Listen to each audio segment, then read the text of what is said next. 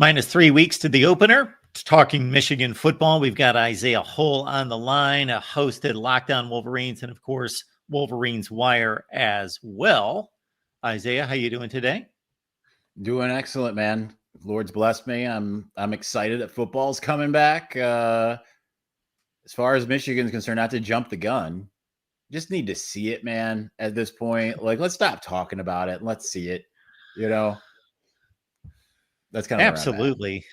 I think everybody's on board with you there. College football's got the longest off season, and the more we just talk and talk and talk, at some point, it's just, man, let's get to the games opening weekend. And fortunately, unlike recent Michigan schedules, you get that test in week 2 with the trip to Oklahoma. So that should be interesting as well. Let's start with the obvious question of Bryce Underwood. And this guy, the ceiling is unlimited. There may not be a ceiling per se, but what's going to be expected of him? What do you foresee as maybe, especially considering how Michigan approaches offense, whether he just needs to be a game manager, and as long as he is just reading defenses and making the right throw and progressing throughout the season, that is good enough. I'm sure that you appeared with our mutual friend Steve Dace on his show yesterday, and I know that he and I have a same, because we've talked, right? I know Steve's thing is he needs to be a jag, just a guy. I say, like, he doesn't need to be like a hero. I think he'll be more than just a guy. I don't think that they need him to be like this, like crazy, like what his potential is. I think you look for that more years 2, years 3. To me, like, the big thing is, can he be Cade McNamara in 2021? That's the big thing. And like, for someone with his talent, I don't think that's asking a ton. Like, that is asking a lot of a general guy, because it took Cade McNamara 3 years to get to that point, right? Like, it took him to the point where he wasn't turning the ball over. He knew how to adjust protections and things of that nature. Know what he was seeing on the other side. And that actually is a tall ask, but Bryce has a lot of innate capabilities. So really, it's not necessarily about, can you make those protections and all of that? Like, yeah, you're going to be asked to do that. But like, more so, can you just not turn the ball over? Like, yeah, we're going to need some wild plays every now and again, but like, we're not asking even probably for 3,000 yards. Can you do like 2,600 over a 12-game regular season? Can you do 2,600 and have like a touchdown interception ratio that is like somewhere around like the 5 or 6 to 1, 10 to 1 if possible? Like, could you do that? Just be smart with the football. And I'm curious to see, because like, it would have been a little bit more interesting in, like, say, the Jim Harbaugh offense, which I think was going to much more of a West Coast offense compared to Chip Lindsey, who is looking more to stretch the field, go downfield. That's going to be where I think it's interesting, because it's different when you're trying to go kind of shallow. And I think that's where you're going to see a little bit more of what he can do, because he's going to be throwing downfield. He's going to be stretching the field. They're going to try to have some of those big explosive plays. Can you just not make the big mistake? And, you know, you're coming out of practice, it sounds like there are some of those. People say freshman mistakes. I think that these are the same types of mistakes that any quarterback that is not terribly seasoned is going to have in a new offense, especially one that is trying to go more downfield than closer to the line of scrimmage. So can he just be consistent is the big thing. I think that I agree with Steve with his assessment. He just needs to be a guy. Right? He just needs to be someone that you can count on, rely on. He doesn't need to be super flashy. You can get to the flash later, because the thing is Michigan has like extremely good defense, and that I still think people are somehow sleeping on to some degree. And I think that if the defense does its job, they just need Bryce just to essentially move the chains, don't turn the ball over, kind of the type of stuff we saw from J.J. McCarthy in 2022. So in preparation for this conversation with Steve on Michigan Podcast, I looked at the schedule, understanding style of offense, Bryce Underwood, true freshman, and I spitballed about as close as you did on the yardage total. I threw down like 27-14, just to have an exact number. And then I thought about touchdown to pick ratio. Now, I know you're just throwing numbers out there, but 10 to 1, you think he can do something like that? I was thinking like, I don't know, 21 to 8. I'm also like, that was like not a premeditated number. So that was just throwing stuff out. But yeah, I mean, yeah, I think Cade was something like 19-4. So I guess that's more like an 8 to 1. I think you're so if you're Bryce, maybe you're shooting for 7-1, something like that. Like maybe not that good, but like something like that, right? Because things happen too. Like not every interception is the quarterback's fault. So if you can get like 6-1, 7-1, I mean that's really good. 5-1 is probably more of the target. I think that would be a really good place for them to be. And I say, I'm also thinking about how do we arrive at these statistics? Because for Bryce Underwood to be, again, we'll use that term, a jag, is different than Cade McNamara being a jag, for one thing, because we would still hope to see Bryce Underwood show those glimpses of greatness this season, not just he's Cade McNamara. So those are going to look very different. Now, the final results in regards to the stat sheet may look similar, but you don't want 90% completion percentage, 4 TDs, no picks against New Mexico, and the bottom dregs of the Big Ten, and then hiccups against the better teams on the schedule. You'd like to see a more even, low 60%, and he's getting the job done. He's limiting the interceptions against the good teams, and it's not this uneven performance. Cade McNamara might have looked like just a guy, but that was kind of his ceiling, right? So like that was superhero Cade McNamara.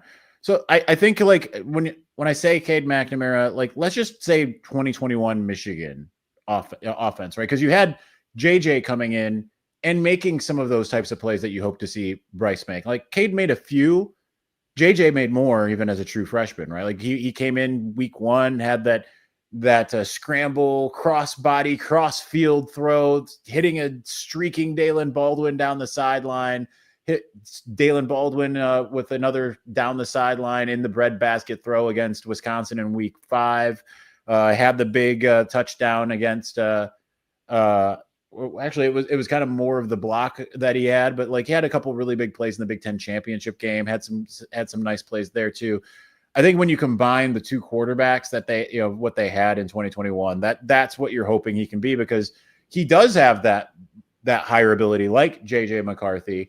People that are close to Bryce who have seen both, people who have been in the room with both, will actually tell you that he's essentially where JJ McCarthy was. If I'll give you the more moderate one, which still sounds crazy.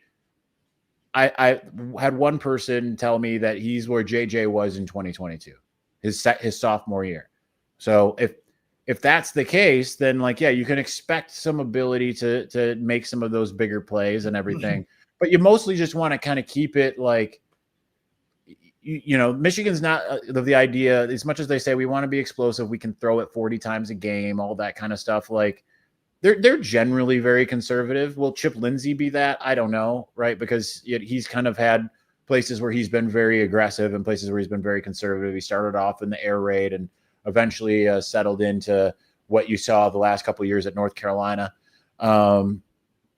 So I think like, yeah, you kind of more want to, you're going to see downfield chances. You're going to see shots. You're going to see him put the ability out there, but like, is he playing hero ball all the time? I think like in a couple of years, you might be able to say, we're going to play hero ball because we can, right? Like you don't necessarily need to do the style of Michigan that's like the boa constrictor as much offensively, and we're just going to run it down your throat. I mean, that's still going to be part of it, but I think that now you can kind of keep it under wraps. You can go a little bit like intermediate rather than fully downfield.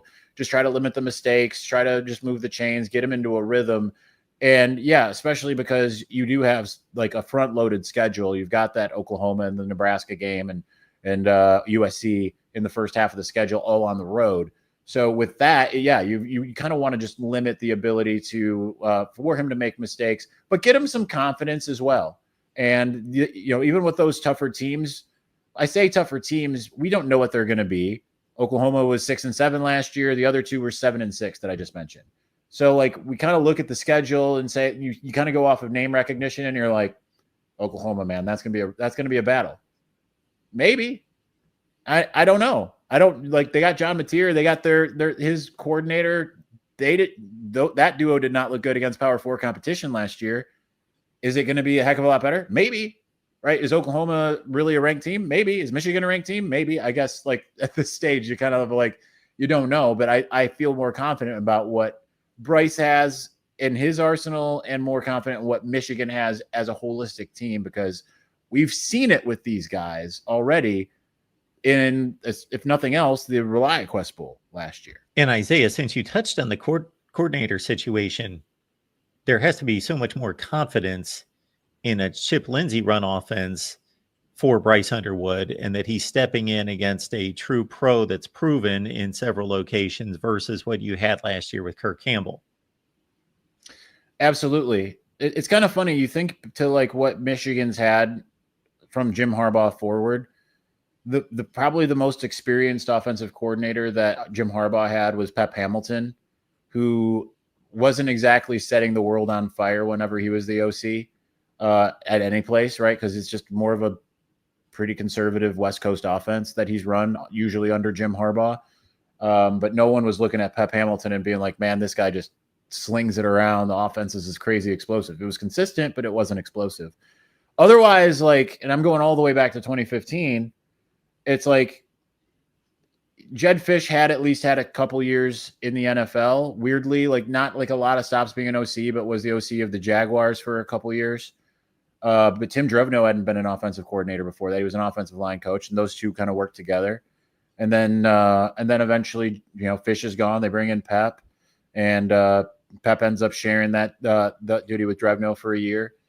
And then when they decide to move on from Pep, they bring in Josh Gaddis, rather. He has never been a coordinator. They get rid of, when Josh Gaddis decides the grass is greener elsewhere, erroneously, since now he's not doing so hot as far as his career trajectory. And then they up Sharon Moore, who never been a coordinator. Then when Sharon finally becomes the head coach, he brings in Kirk Campbell, who had two not good years at Old Dominion. So I lay out that history to show you that, like, Michigan, in all of this time, from the Harbaugh era forward, and you kind of look at Sharon Moore as kind of being an extension of that Jim Harbaugh era, has never had anyone that has had anywhere close to the experience that Chip Lindsey does, where he's been like a high-level coordinator for a very long time. Now, is he like one of the highest level coordinators? That I don't know, but like he's been successful everywhere he's gone. Not necessarily to the point where everyone's like, man, this guy, we got to get this guy. But he was good enough at Auburn, and to be able to parlay that into the Troy job, the head coaching job. And when that didn't work out, he's at UCF, did really well there. I might have my timeline backwards there, but still, he did well at UCF. He did well at Auburn. He did well at Southern Miss. He did well at North Carolina. Having that experience and not having all of these, like, every year where it kind of feels like Michigan's got a new offensive coordinator and we're in a press conference asking them, what's it going to be like to call plays for the first time? We're not doing that now. And I think that that's huge, because even though Kirk Campbell had that experience, there are times where I'm standing there on the sideline with a camera in hand, looking at like a very narrowed field of what the play call is in terms of like what the formation is. And I'm sitting there being like, what are we doing here? Why are you calling that? I can tell you before the ball's even snapped that what you're doing is wrong. And it always was. There was never a point where I was like, well, I stand corrected. Great play call. Every single time I was like, it's the Arrested Development, Michael Bluth, dead dove do not eat. I do not know what else I expected. So having someone that just has done it for a couple decades, shown that he knows how to do it, that's huge. That's absolutely huge. And on top of it, like it sounds like the players are really, really, really love him. And that's a big thing. That kind of, there's a lot of 2021 vibes with this team. And the togetherness and the just everyone on the same page, coaches, players, and all of that. It just really seems like that's kind of something that people don't really talk about that much. And it can be crucial to just to be able to be like, there's really not any factions. Everyone, the coaches are on the same page with the other coaches. The players are on the same page with the other players, and the coaches and the players are on the same page. That, I don't think, was necessarily the full case throughout last year. And I think maybe you kind of eventually got there for those last 3 games. But it was a process, and it kind of feels like, okay, they've already kind of got that going. And I think by having an offensive coordinator that has that experience, like Chip Lindsey, I think that's one of the things that it's just been missing from the Michigan offense for a long time. Isaiah Hull here, breaking down the Michigan Wolverines. Of course, we're just a few weeks away from the opener at the Big House, Wolverines Wire, and Lockdown Wolverines, the places to catch Isaiah's work. And the Amazon links in the description section of all the videos, including this one. Folks, please support the channel, and you can do so without spending a penny by using the Amazon link. Well, he's got to throw it to somebody, of course. I've counted 16 wide receivers on the roster, something like that.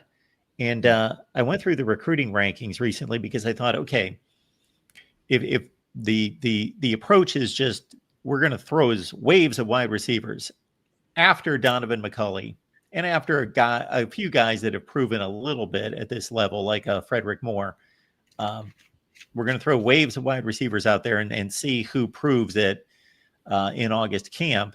Andrew Marsh is obviously a top level guy, but he's just going to be a true freshman. That somebody should surface out of those. If you've done any kind of recruiting, now the recruiting rankings outside of Marsh and a couple other guys, Simpson comes to mind, are not outstanding, but still within the range of Michigan wide receivers from the recent past that they've been able to at least get enough out of. I don't know, maybe the style of offense has stunted the growth and development of this room. So anyway, I want to hear your take on the possibility that the wide receiver core can be competent. That's the big question. That's my biggest question right at this point. And they will swear up and down like it is worlds better and like we're just explosive. We're out there making huge plays. And there's like some small videos that you see. There's been 2 clips of Samaj Morgan making incredible plays.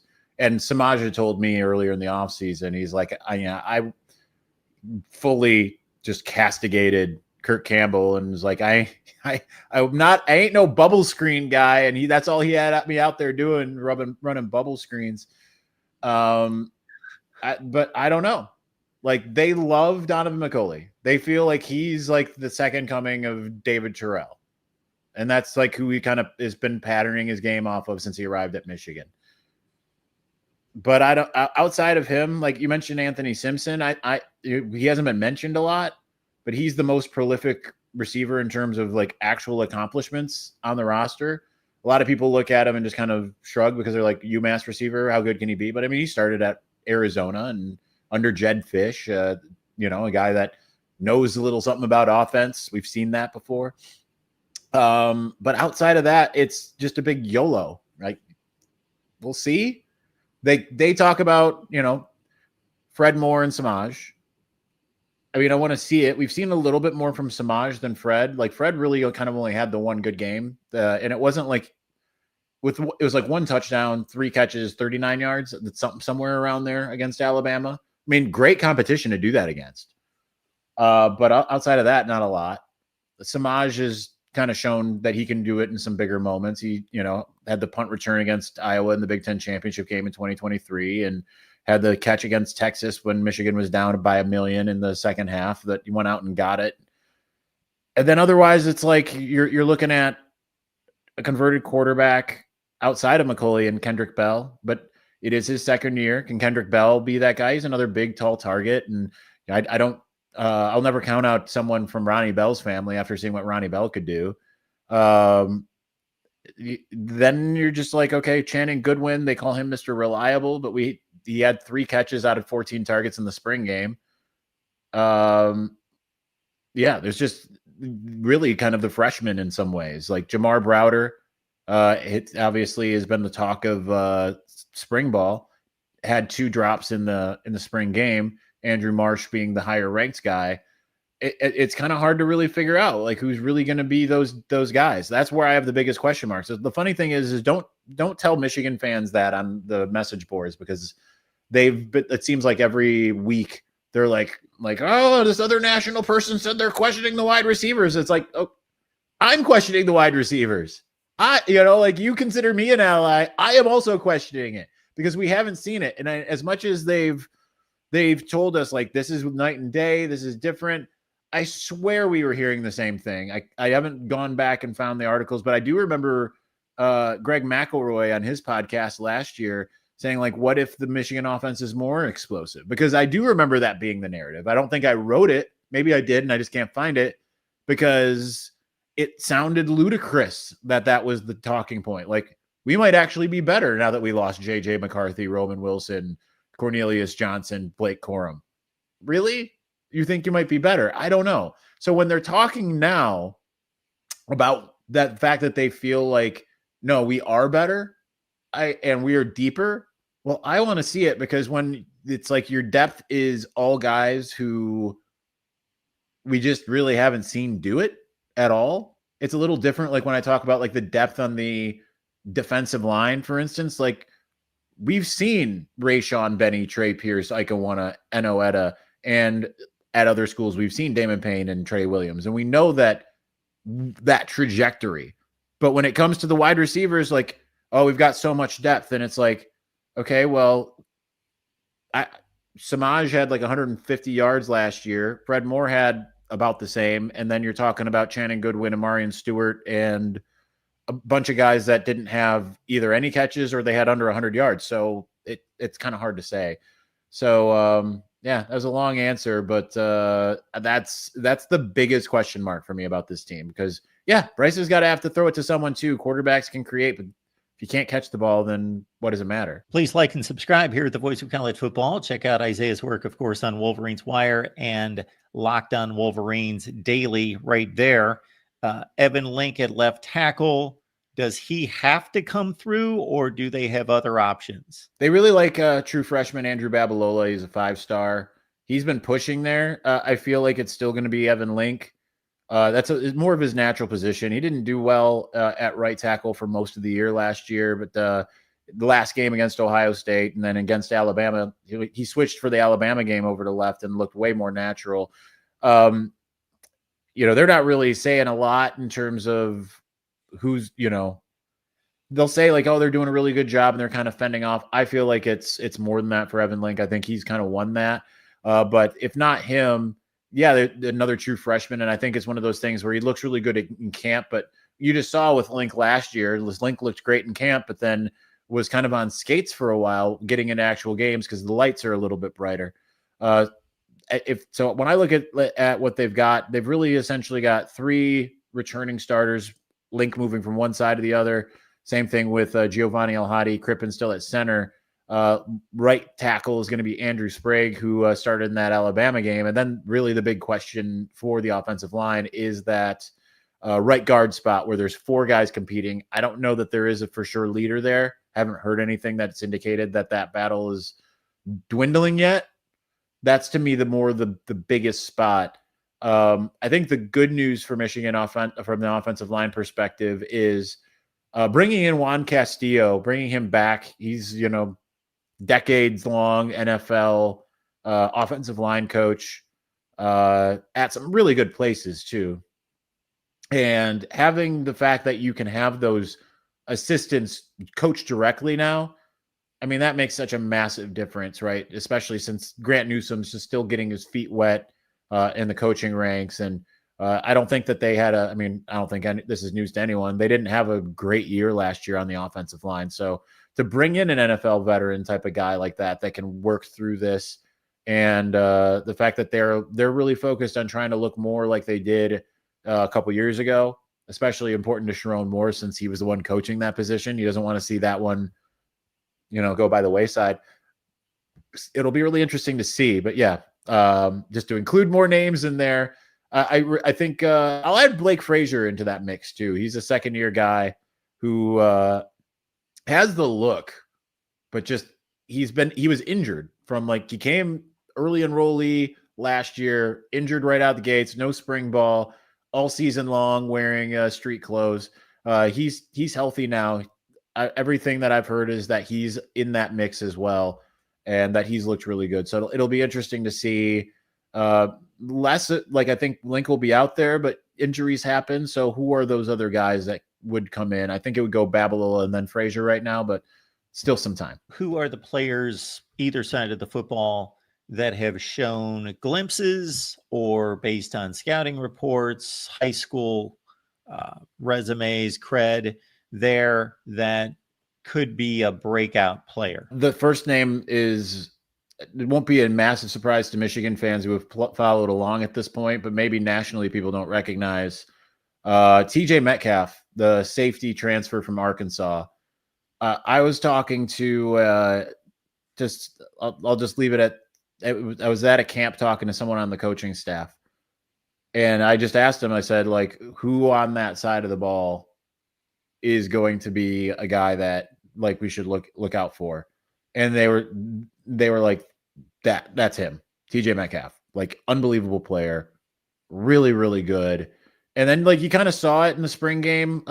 He looked really good there, and he's really versatile, and they just rave about him. And like he came on really strong with the Razorbacks last year. Starter. He's already, he's not shy to say he's a starter here right now already. I think the question is where, because he can play safety, he can play nickel. Where are they going to start him? That would be my number one guy that I would look at. It's like weirdly a lot of the transfers, because the next name I got is Justice Haynes, the Alabama running back, former 5-star. It's kind of funny how Michigan fans, for some reason, aren't talking a lot about Justice Haynes. They're more excited about Jordan Marshall after what he did against Alabama. I like to caution them to say, like, yeah, that was a really good game against a really good defensive line, but it was one game. We've only seen one from Jordan Marshall. Justice Haynes has had a little more experience. Is it like, was it a ton of yards? No, but he was behind number one option quarterback Jalen Milroe, and then Jace McClellan 2 years ago, and Josh Jam Miller this past year. So I think that's limited him, but I know based off of some of the conversations I've had, like they feel like they really hit the jackpot bringing in Justice Haynes, and that he has a lot of Blake Corum 2022 forward, not the just speed Blake Corum that you saw in 2021. They feel like he's going to be just really, really good. Let me think. There's a couple names that got mentioned yesterday, even as breakouts. Like I'd keep my eye on just both of the linebackers, even though they're second-year starters. Like they feel like I think I said this earlier.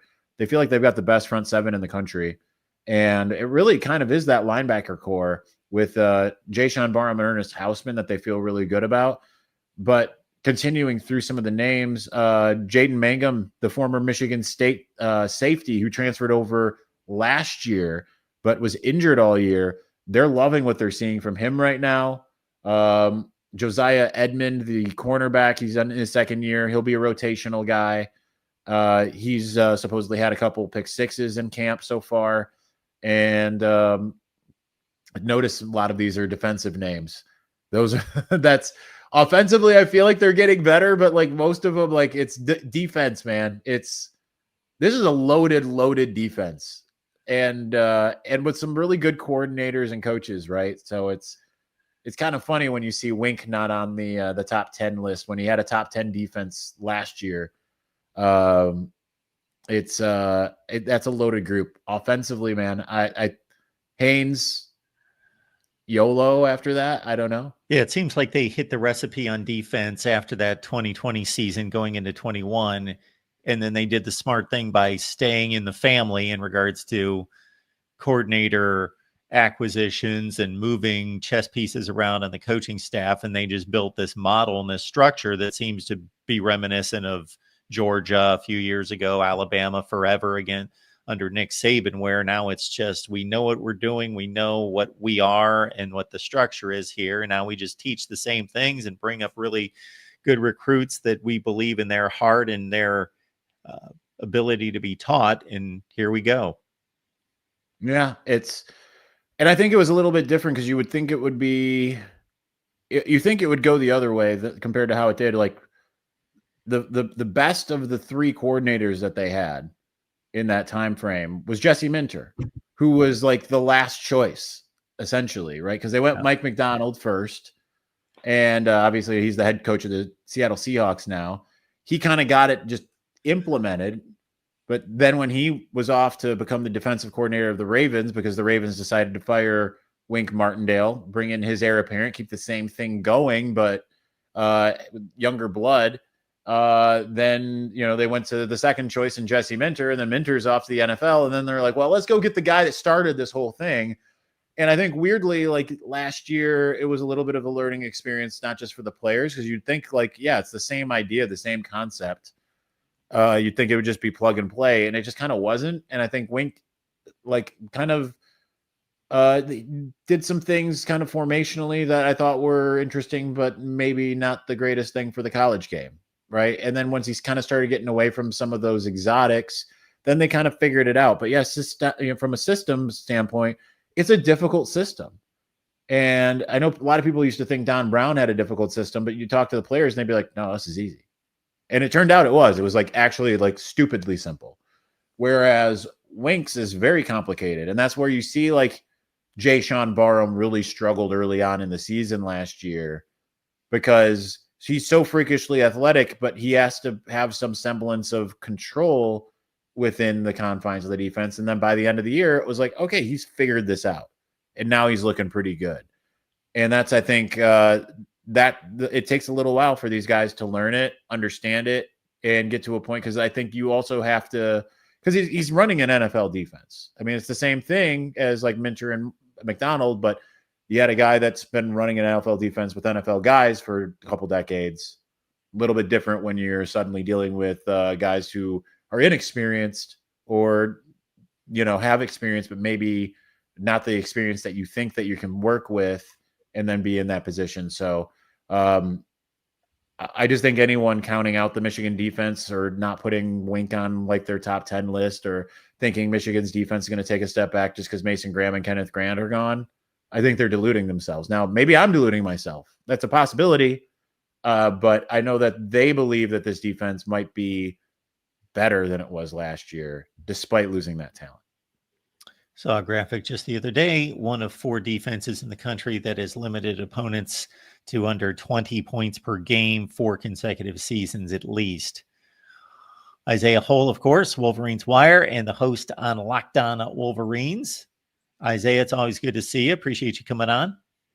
Of course, always my pleasure. And I love to come out as much as possible. But like I was texting my my in-season co-host Jack Tuttle there for once a week. He'll be on Locked On Wolverines, former Michigan quarterback, and I was like, sorry for asking like the last second if you can do whatever day, because time management not my strong suit, but we'll figure it out and get on it during the season whenever we can.